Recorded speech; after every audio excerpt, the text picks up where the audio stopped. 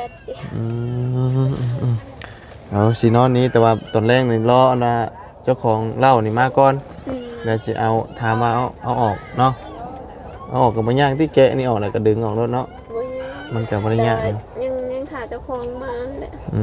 มเราขอแล้ววันนี้แต่ว่าเราขอว่า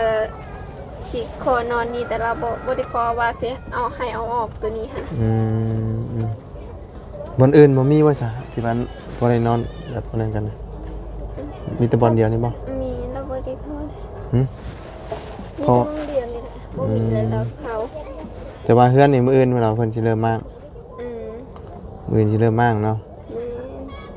เพื่อสิได้เฮ็ดเพื่อสิได้ย่อก็เพื่อสิได้ย้ายไปอยู่บ่โอ้ยประมาณเป็น10ปลายมื้อพุ่นแหละเพื่อสิทุกอย่างมันสิลงโตเนาะ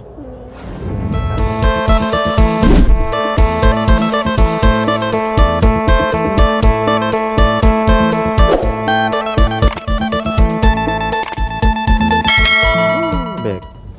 มาแต่อัน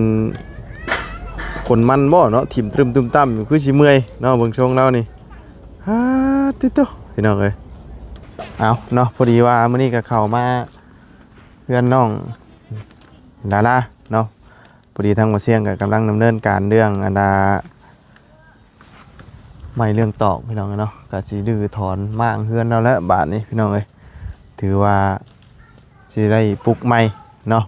ถือว่าเคลื่อนย้ายแล้วพี่น้องเอ้ยมื้อนี้ก็โอ้บรรยากาศครึมๆพี่น้องเอ้ยเมฆแบบมีอันครึมๆเนาะเป็นจังไดมื้อนี้เนาะอากาศดีเอาคนอื่น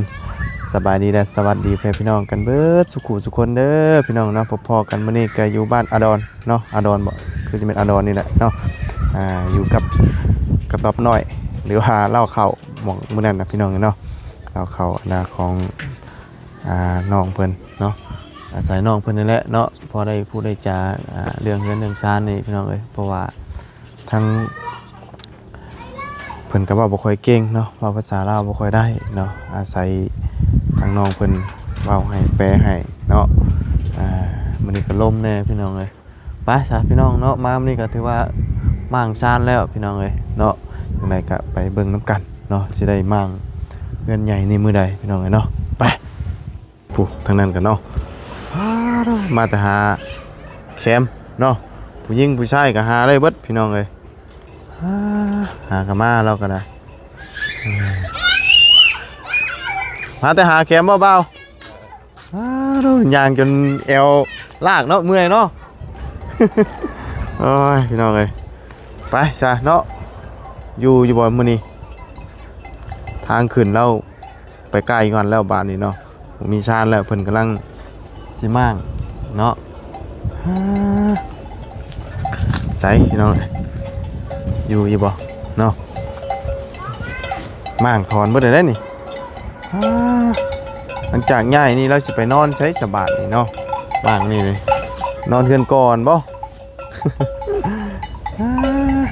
เบิ่งมาเบิ่งก่อนพี่น้องเอ้ยโอ้ยงัวเข้าตรุมตารางแล้วเบิดนี่เนาะ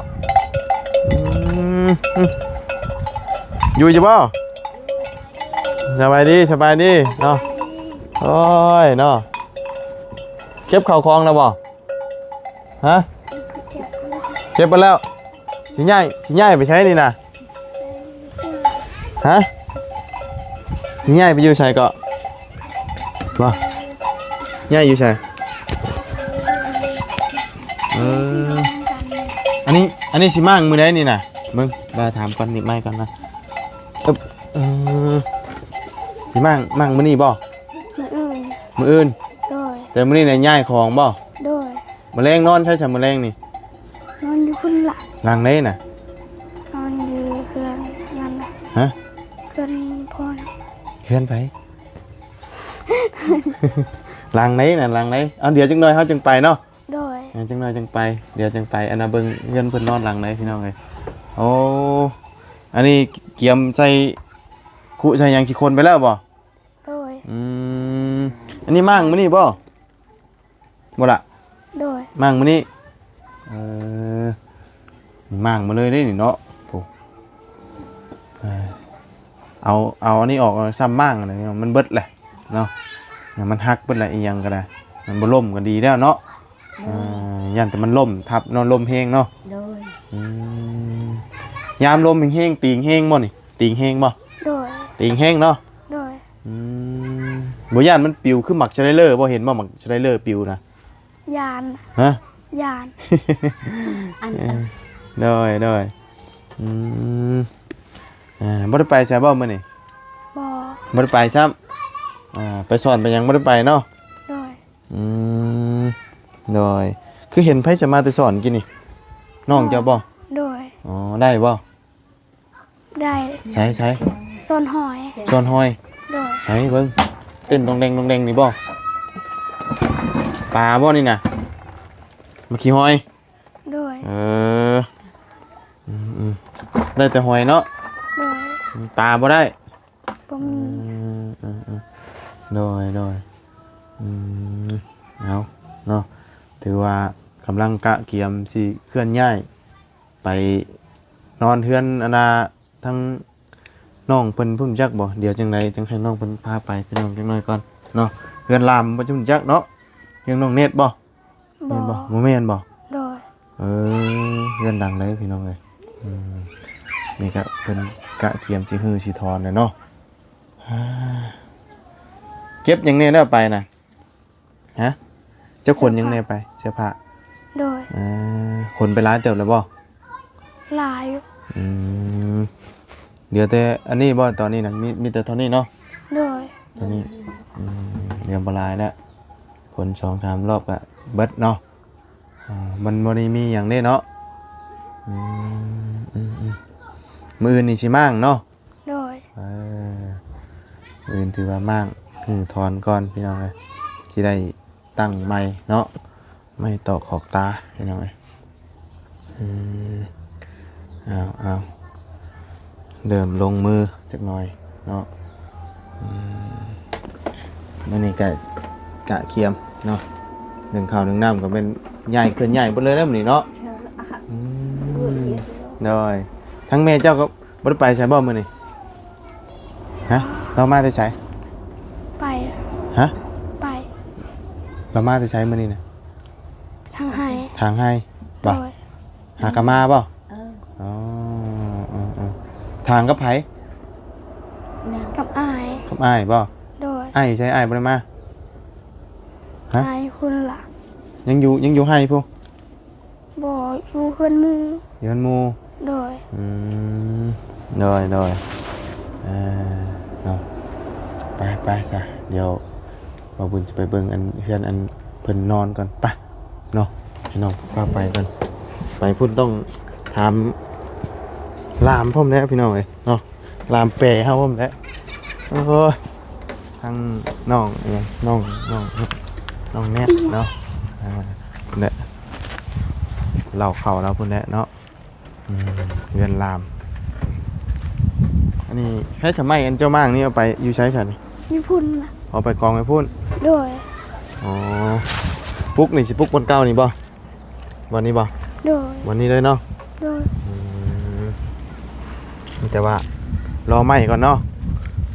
รอไหมมาก่อนจะได้มางนี่แล้วก็แม่นมิดย่อเลยพี่น้องเลยเนาะ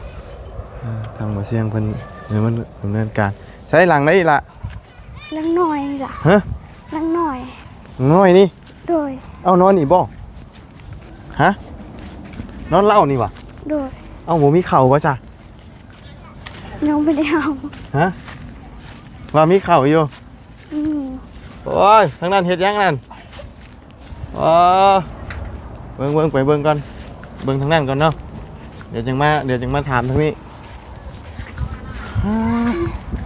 ว่า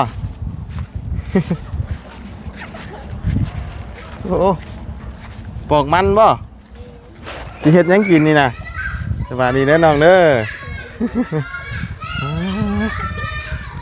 หึ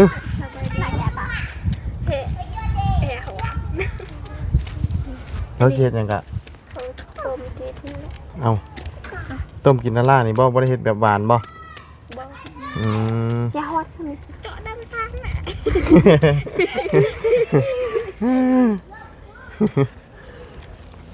อันนี้อันสีต้มเนาะ มุกไหนหอมได้นี่มุกเอานี่มุกเอายังแซ่บได้นี่เอา เพราะว่า หากนมาแต่สวนแต่ให้เนาะอืมคนมันแต่อันนี้น่ะมันมุกตัวนี้เนาะบ่แม่นมันขายตัวนี้เนาะ ขายแต่ว่าบุญกินได้ ฮะขายก็ได้กินก็ได้ตัวนี้เนาะอืม เอากว้าง ทั้งกินทั้งขายตัวนี้นะ อุ้ย โอ้ ทำแต่ไป โอ้ยเนาะอาจอนี่เนาะบ่ได้เด้ออาจอนี่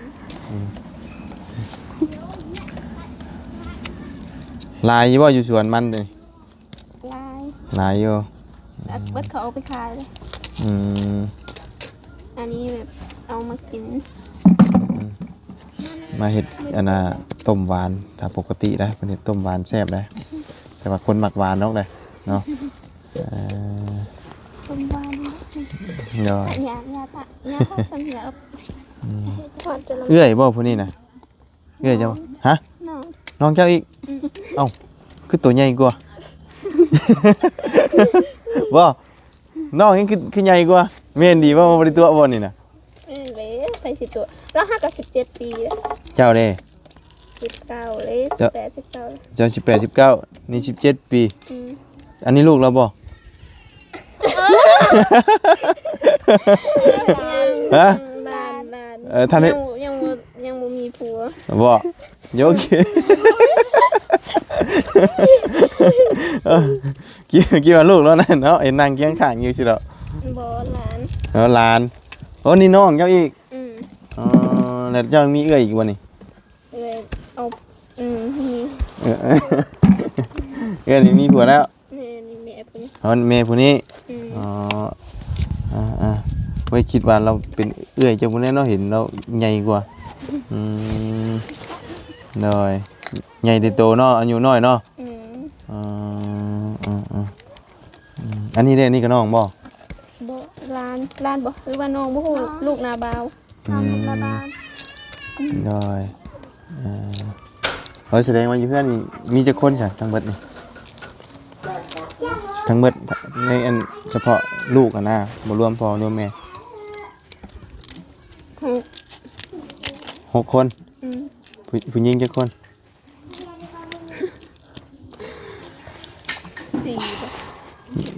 บ่อืม หญิง4 เลย ชาย2 โดย อืม อยู่ที่แม่เพิ่นเสร็จแล้วนะ อันนี้เพิ่นหากนมาแต่กลมันเนาะ โอ้ยเกือบตาย เจาะหัวกันแว้งแน่เนาะโอ้ย คิดแท้มา เลยจะได้ไปห้องหมอเลยเนาะเลือดอาบหน้าอาบหัวไปแล้วนี่นะผ่าเจาะกัน เกือบเพิ่งกับลายยาวมีเอ้ย เนาะเนาะเป็นยังไงอันนี้เอาเข่าออกแล้วบ่นี่นะ ยังเขาบ่มีเขาเบิดสิ เบิดเลย มีแต่เขายังสิขอเจ้าของเห็นว่าสิเอาออกได้บ่ อันเราสิย้ายมานอนนี่ใช่บ่ นี่เราว่าสิมานอนนี่อย่าแบ่งขึ้นมา มันสินอนได้บ่ ได้ค่ะว่าเอาออกนั่นตัวเขาใส่เขามัน น้อย ตัวนี่ มันต้องเอาออกเบิดแม่นบ่ มีคือแล้วเบิ่งเจ้าของน้ำแดงเขาสิถาม เพราะนี่อันเจ้าบ่แม่นเจ้าของเนาะบ่แม่น นี่ อ๋อ คนในบ้านนี่เจ้าของ น้อย แบบมันบ่มีเขาเด้ เขานั้นบ่ได้มีแล้ว แต่ว่าสิเอาอันว่าอันโตผากระจาดที่ว่าเฮ็ดขังเขาเอาออกเนาะ อืม ขึ้นมาเด้อ น้อยแต่ว่าเพิ่นขนเครื่องมาไว้หั่นแล้ว นี่เขาขอเด้แต่เขายังบ่ขอว่าสิอันนั้นขอออกตัวเขาใส่เขาบ่ขอได้ว่าสินอน บ่เนาะใช้ผ้าบาบุญไปเบิ่งหนึงก็กับน้องเพิ่นนะเป็นนี่ได้ไปเบิ่งเทิงๆมันนะมันสิเป็นตะนอนอันนั้นอยู่บ่ ได้ เนาะมากระเทิงนี่เนาะเป็นจังไดมันคือทรงน้อย แต่ว่า นอนได้ประมาณ มันสินอนได้จักคนนี่น่ะ ได้ดอกมา6 คนเพราะว่า หา6 คน โอ้เบิ่งต้องเอานี่ออกแม่นบ่ นี่ผู้เล่เจ้าของ ฮะ เจ้าของเราเขานี่มาผู้เล่เขาสิคอแบบออกตัวนี้ คำว่าเพิ่นบ่ให้ออกก็นอนบ่ได้เนาะ นอนได้อยู่นอนประมาณ2 คน3 คนก็ได้ อีก4 คนได้สิไปนอนใช่มั้ยทั้งเบิดเราเฮือนเรามันมี7บ่แม่นบ่ แต่ว่าผู้ชายเขาสิไปนอนเฮินหมู่หั่นน่ะ อืม มันมีอยู่ดอกเฮินหมู่เขาไปนอนไปดิน อ่า ผู้นี้กลับมานอนเฮินคอย ๆอ๋อแยกกันนอนอันนี้เว้าไงสิให้แม่กับน้องนะเนาะ น้องเรา2 คนเด้แม่เราอีก ม คนหนึงก็3 คนก็พอดีนอนค่ะว่าบ่ได้ออกก็นอนได้อยู่เพราะว่าน้องเราก็บ่ได้ตัวใหญ่เด้ เนาะ แม่เราก็คือกัน อืม แต่ว่าอายแล้วแหละ เนาะก็สิได้อยู่2 คนหรือว่า3 คนอยู่เนาะ อืม น้อยๆนี่เดี๋ยวเข้าไปนอนอยู่อันหมองนั่นเลยเนาะมันมีเข้า ให้พาขึ้นเบิ่งด้วย2 คนเจ้านะเนาะขึ้นเบิ่งเล่าเข้าก่อนหมองอันเราสินอนก่อนระวังฮักเด้อบันไดนะใครดอกคนจอยอยู่ขึ้นนี่ละเบิ่งบอลเราสิอันพากันเคลื่อนย้ายมานอนก่อนโอ้ตายบันไดฮักอีกเพราะแห้งได้มันสิบ่ฮักบ่นี่ บ่ดอกโอ้โหคือกันแหล้วตัวหนักก็ฮัก เนาะโอ้นักอยู่ได้70แหละต้องเอานี่ออกมันมีเข่าเนาะ อืม ทำเอานี่ออกกันสินอนได้3-4 คนได้อยู่เนาะ 6 คนก็ซ้ำสินอน นอนเหย่กันได้อยู่ยามนี่เนาะ อืม มันอุ่นเนาะยามนั้นมันร้อนบ่ได้เนาะ อืมโอ้ยยำฮอนก็บ่ฮอนดอก หึ เพราะว่ามัน มันห่างเนาะ อืม เจ้าบ่คิดอยากนอนในบ่อนอยู่นี่ บ่คิดอยากนอนในบ่นอนเป็นหมู่กับอันดานี่เนาะนอน2 คนนี่ ตาลากลับมานอนเถื่อนคอยเลย ยันว่ายังลองนอนอยู่นี่ได้ ลองก็สิเป็นหยัง บ่ย่านเนาะ ยันหยัง เพราะว่า อยู่กลางบ้านเลย อยู่กลางบ้านเนาะ อืม คำว่าอยู่คืออันนั้นอยู่อันแถวนอกบ้านนี่ย่านบ่ ยันคือกันเอง เปิดประตูกับบ่มี เออ ธรรมดาได้ไทยมาอยู่นอกเนาะ นี่ โอ้2 คนนอนแบบนี้เพิ่งผมบอกออกก็มันก็ยังยากอยู่ได้2 คนก็ได้เนาะเพอมันมีแต่ชำนี่จักซื่อนี่ อืม มันก็ติงโตบ่ได้เลยแหละนี่เนาะกับคนตุ้ยนี่นอนผู้เดียวผู้ดีเต็มนะ อืม60 โล70 โล เนาะ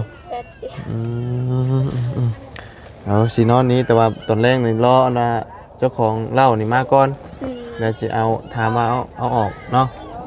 เอาออกก็บ่ยากที่แกะนี่ออกแล้วก็ดึงออกรถเนาะ บ่ยาก มันก็บ่ได้ยาก แต่ เนาะ ยังหาเจ้าของมาแหละ อืม เราขอแล้ววันนี้แต่ว่าเราขอว่าสิขอนอนนี่แต่เราบ่ได้ขอว่าสิเอาให้เอาออกตัวนี้หั่น บอนอื่นบ่มีว่าซะที่มันบ่ได้นอนแบบนั้นกันนะมีแต่บอนเดียวนี่บ่ มีเราบ่ได้ขอ หึ มี ขอ โรงเรียนนี่แหละบ่มีเลยแล้วเขา แต่ว่าเฮือนนี่มื้ออื่นเราเพิ่นสิเริ่มมาก อืม มื้ออื่นสิเริ่มมากเนาะ มี เพื่อสิได้เฮ็ดเพื่อสิได้ย่อก็เพื่อสิได้ย้ายไปอยู่ก็โอ้ยประมาณเป็น10ปลายมื้อพุ่นแหละเพื่อสิทุกอย่างมันสิลงโตเนาะ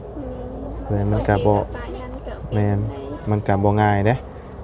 เพื่อสิเตรียมซื้อซื้อไม้เนาะไม้ก็เราสั่งแล้วบ่มาเสียงสั่งแล้วบ่ฮู้อยู่บ่ละ ได้กำลัง ฮะ ตะทัง ตารางบ่ฮู้ ให้ว่าบ่ บ่ฮู้เลยเนาะไผจะอันเฮ็ดนี่ทั้งสร้างทั้งใด ทั้งบ้านนี่แหละ อยู่ในบ้านนี่บ่ อืม อืมเพิ่นมาเบิ่งแล้วบ่ เรามาเบิ่งเลย ฮู้จักอยู่ว่าราคาเท่าไหร่เจ้าฮู้จักนั้นบ่ จักเขาตกลงเท่าใดบ่ฮู้คือกัน อืม แต่ฮู้ว่าสร้างในบ้านนี่ว่าสิเฮ็ด โหแต่ว่าสร้างในบ้านเนาะ เด้อ แต่ว่าอันหมองนอนนี่นะมันก็จะคับแคบอยู่กับว่าบ่ตัวนี้ออกแต่ว่าเพิ่นให้หากคือจะให้เอาออกอยู่ดอกเพิ่นกันเนาะ มี มันก็บ่ได้มีห ค ยัง นกันเอง อืม เพราะว่าใช่แล้วลุงดารา บ่อ๋อ อายพอดาราเลย ให้ใจเฮือนแล้วอันนี้บ่ อืม หลังอันตัวนี้เหรอบ่ อืม เหมือนเราบ่นั่งอยู่ ตัวนั้นหันลุงคือกัน ลุงคือกัน อายแม่ดาราอีก อายของแม่นี่นะ อืมแต่ว่า อ๋อ แต่ว่าเจ้าของเราเขานี่หันอา เป็ ย น ของพ่อ อายของพ่อ อืม อ๋อพ่อเรากับคนบ้านเดียวได้เนาะ คนเดียวกัน อื บ้านเดียวกัน มบ้านเดียวเบิดเลย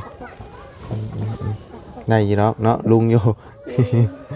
เออก็นอนได้อยู่เนาะมีแต่คนน้อยๆหนึงถ้าเอานี่ออกก็สะดวกสบายอืม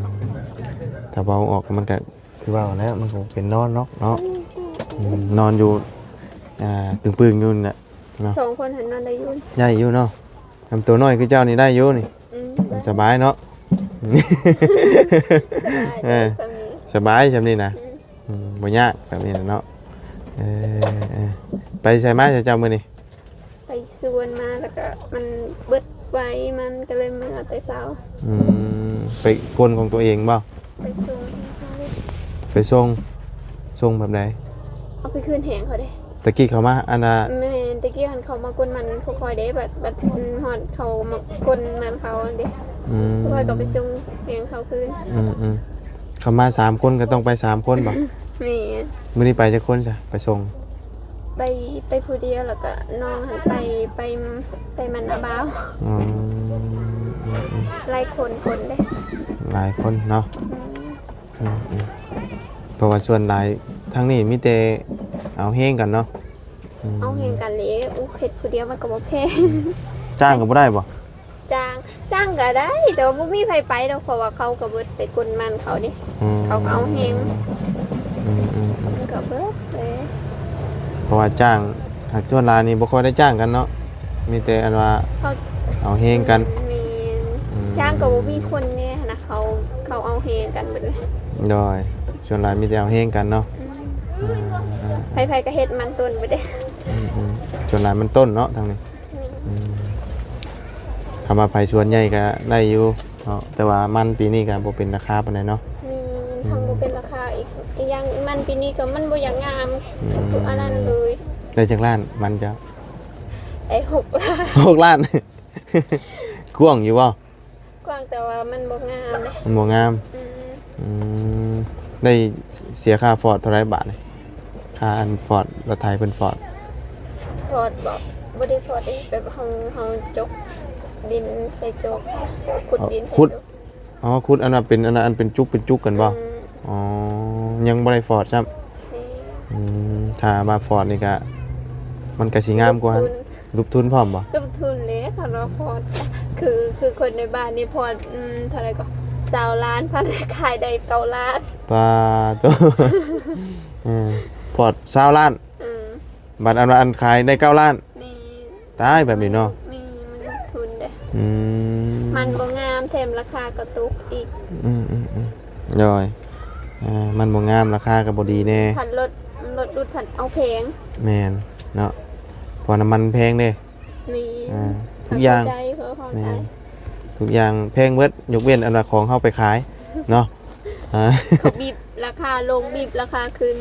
ปันเฮาเฮ็ดกว้างๆเขาบีบลงอีกราคา แม่นเนาะ มันตก เฮาเฮ็ดหลายเด้เฮาเฮ็ดหลายแล้วเขาก็กดราคาลง มีต้นปีหลัง2 ปีหลังบ่อันนั้นโล2,000 ย่อย เขาก็อยากเฮ็ดกว้างเนาะเพราะว่าโล2,000เด็ก2,000ปลาย กันถือว่าราคาสูงเนาะ ราคาสูง ปีนี้มันโลเท่าไหร่1,300 1,200เนาะบางบอนก็บางบอนก็1,300 ทำงานใหญ่ก็1,300บ่รู้คือกัน ได้ทางน้องเพิ่นก็มาแต่ส่งแฮงพี่น้องเอ้ยเบรกบ่หรือว่าใดๆเจ้าไปอันส่งเองนะ ได้ เบรกบ่เบรกมันบ่ แบกบ่ แบกคนนั่นแหละคนมัน อันใส่กับกระสอบนี่บ่ บ่ตอนเฮาแบกหันเฮาบ่ได้ใส่เฮาเอากกมันเลยต้นมันเลยหั่นน่ะแล้วก็แบบคือเฮาห้ามนำหั่นน่ะแบบเอาใส่บาร์เฮานี่แล้วก็เอาไปกองไว้แล้วก็เฮาตัดหั่นแหละเฮาต้องใส่กระสอบแล้วก็เขาชิโยนขึ้นรถ ชายโยนเฮาก็โยนได้เขาใส่น้อย ถึงอยู่บ่ถึงรถอยู่บ่เจ้ายูน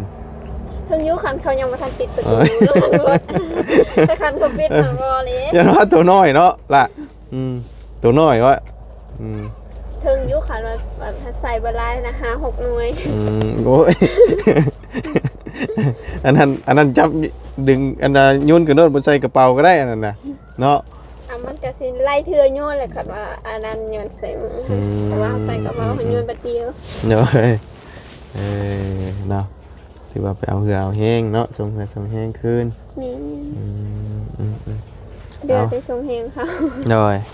อันของเจ้าน่ะเบิดแล้วเนาะ นี่ถ้าได้หมู่ว่าไปกวนมันเด้อมื้อนี้ก็เตรียมแต่ถือเขาถือพาไปอันนั้นแหละไปส่งเขาหั่นแหละไปส่งเฮงเขา เอ้าว่าไปว่าเฮาไปกินข้าวอยู่อันว่าอันยังเจ้าของสวนมันเลยบ่แม่นบ่ ไปกินอยู่นั่นเลยเขาถือติบเขาเด้ เขาข้าวนี่เฮาต้องเอาไปบ่ แต่ของกินเพิ่นชื่อ เขาซื้อแต่อาหารนั่นแหละ ไปเฉพาะในบ้านนี่บ่หรือว่าบ้านอื่นนํ บ้านอื่นก็เข้ามาเอาแฮงก็ไปส่งแฮง อ๋อบางเทื่อคนในบ้านเพิ่นบ่พอสิเนาะ อ๋อก็ต้องมาหาอีกบ้านอื่นไปน้ำเนาะ ปี เอาไปจะลงบัดนี้เนาะนั่งลายเดี๋ยวมันฮักได้นี่ เราจะบริโนอนจะเนาะแรงนี่เนาะเพื่อสิเอากระลานี่ออกนี่เฮ้ยเราเข่าบ่มีเข่าไม่พยุงนี่เนาะ จากแล้วจากไม่ยัง คือซีเมนต์สิเราเบิ่งฮักมันนี่โอ้ย เบิ่งเถอะ ปริญาณอันว่ากันไดนี่ฮักเดี๋ยวนี้คือน้อยแต่บาดนี่ตอน โดนเลย โอ้โดนลงไปขาฮักได้เนาะ บ่มันพอดีชู บ้า ได้2 เม็ดหอด คนตุ้ยเนาะมันก็ย่านธรรมดานะครับคนตัวน้อยใครอยู่เนาะคนจอยเนาะมาโหลดไหมซะอ้าว บ่ไปยันคาใช่ฮะ คนตัวน้อยๆมันบ่นักโดดแล้วนะมาโดดเบิ่ง โดดก็ได้เนี่ยได้โดดแบบแฮงหั่นนะเจ้าเต้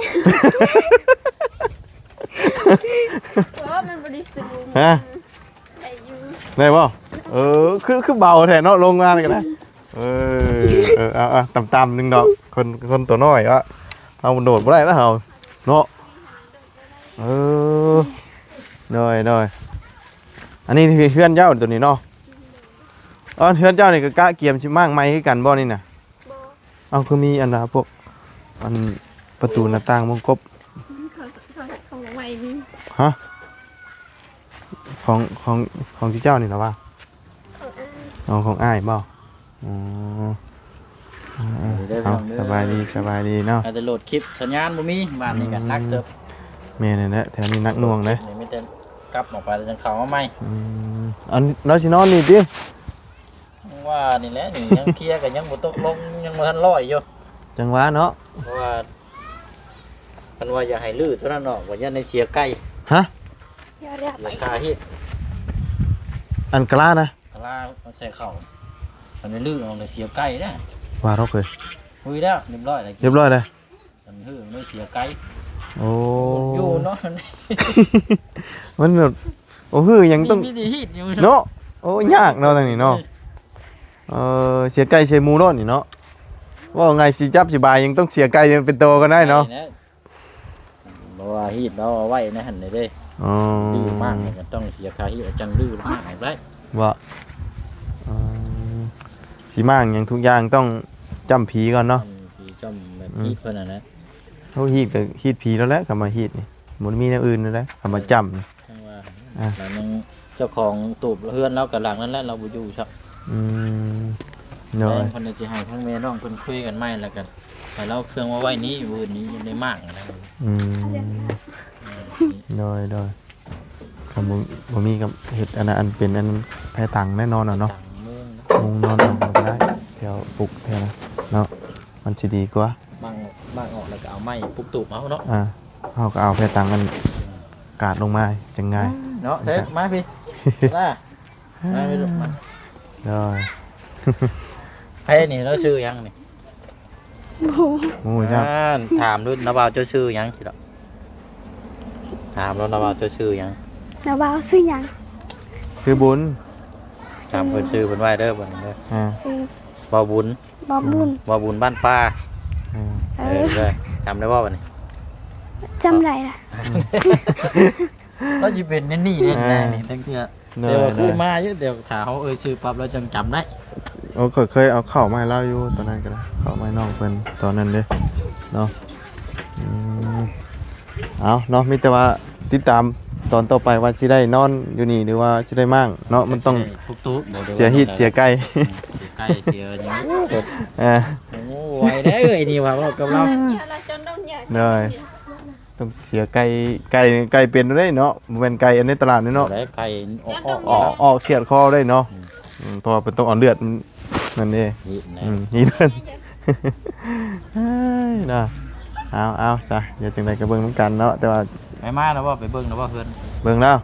เนาะเป็นเติร์ดอยู่ ดื้อแต่ชาตินี่แหละเอาก่อน อืม แล้วคนขึ้นไว้เทิง เป็นเติร์ดอยู่บ่เห็นมีหยังเนาะแต่ว่าคนมาหลายน่ะยังบ่ได้คนยังมาซ้ำมีกระเป๋าอันเดียวนะว่า เครื่องบ่ได้มีหยังมากมาย บ่ได้มีหยัง บ่ได้เอาไว้ให้นั่นป้าเขาบ่ยังโอ้ยให้น้องแนทขึ้นมะพร้าวให้ลาม เนาะคือได้ตัวน้อยๆเนาะ น้องลามขึ้นไปมะพร้าวนั่นมักง่ายครับมะพร้าวเราได้นั่น แม่นเลยเนาะเจ้าของขึ้นคือสิสบายอยู่กับตัวน้อยนี่ มันคอยขึ้นเป็นเขาคอยเอาแล้ว โอ้ยสิเป็นหยังกกเผาบ่ได้สูงปานใดเนาะคนตัวน้อยมันขึ้นง่ายอยู่ บริสู คนตัวใหญ่นี่มันขึ้นยากมันหนักก้นเด้ บริสูเลย เออ 2 เมตรซื่อ คนตัวน้อยๆมันขึ้นสบายมันเบาเนาะไปซะเนาะไปหาข้าวต้มขนมให้ทั้งน้องเพิ่นบ่ได้กินกันไปล่ะป่ะนั่งเนี่ยพี่น้องเอ้ยเพราะว่าเพิ่นสิเริ่มมั่างมื้ออื่นเนาะมั่างซานแล้วหมองนี่เดี๋ยวมั่างกะลานออกจังเสียหมูเสียไก่ก่อนเพิ่นว่าคำบ่เสียหมูเสียไก่ก็บ่ได้เนาะล่ะเนาะ โดย เป็นอันนี้อันมั่างเฮือนเจ้าได้สิบ่ได้เสียไก่อีกบ่ บ่ บ่ได้เสียบ่ โดย มันมีแต่เสียไก่นะเนาะว้ายโหดนะพี่น้องเอ้ยเนาะคือว่าแล้วทางนี้มีแต่ประเภทนี้เนาะไก่กาอย่างเดียวแล้วเฮ้ยเอาละ ขอบใจ กินแบ่งกันกินเด้อปลาสะเนาะมีแต่ระเบากับตำราเลยเด้อ โดย เป็นจังไดจังว่ากันไหมน้องเนาะสบายดีแล้วล่ะเด้อมาเอาไม้ก่อนไปสาวพี่น้องเนาะสำหรับคลิปนี้บาบุญกันนำลาเลยเด้อนะพบเจอกันใหม่จังไดก็ติดตามมึงนำกันเนาะไว้เราจะได้นอนหนีหรือว่าจังไดพี่น้องเอ้ยบ้านก็ล่าเอาก็เสียไก่เนาะคือว่าในเฮ็ดหยังก็มีแต่ฮีดพี่น้องคนทางนี้เนาะไปจังไดก็ขอบคุณไปพี่น้อง FC ที่เข้ามาติดตามรับชมเนาะสำหรับคลิปนี้ไปแล้วสบายดีเด้อพี่น้องกันเบิดทุกคู่ทุกคนบ๊ายบายเนาะ